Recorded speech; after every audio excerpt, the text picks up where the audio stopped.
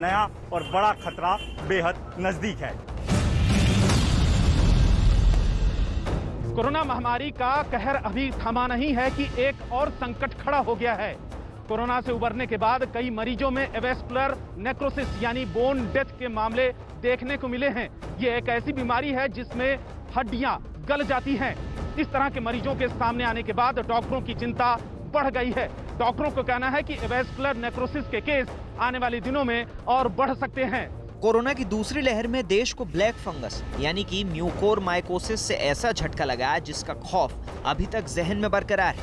आंखों की रोशनी छीन लेने वाली इस बीमारी की वजह से कई लोगों को अपनी जान तक गंवानी पड़ी। देश और दुनिया में जब कोरोना की तीसरी लहर को लेकर अंदेशों का बाजार गर्म है, मुंबई में एक और दुर्लभ बीमारी ने लोगों की धुकधुकी बढ़ा दी है। इस नई बीमारी का नाम है एवेस्कुलर नेक्रोसिस, जिसे बोन डेथ भी कहा जा रहा है। महाराष्ट्र की राजधानी मुंबई में एवेस्कुलर नेक्रोसिस के 3 मरीज मिले।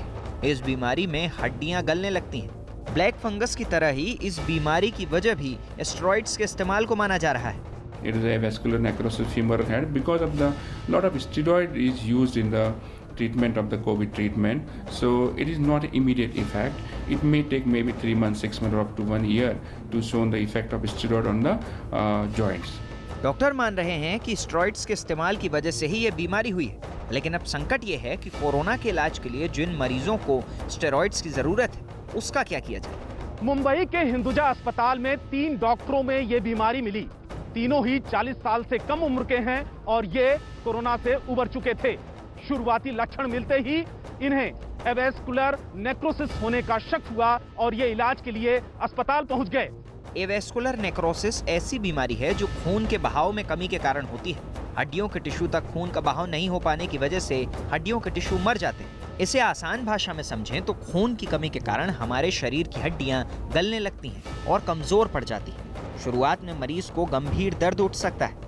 इसके लक्षणों में जांघ और कूल्हे की हड्डियों में तेज दर्द उठना, चलने में दिक्कत होना, सोते जागते लगातार दर्द रहना, कंधे, घुटने, हाथ और पैरों में दर्द होना और जोड़ों में लगातार दर्द होना प्रमुख है। It means that there is a loss of blood supply to the femoral head and it becomes rough and arthritic and becomes soft. So patients started limping, pain and not able to walk properly.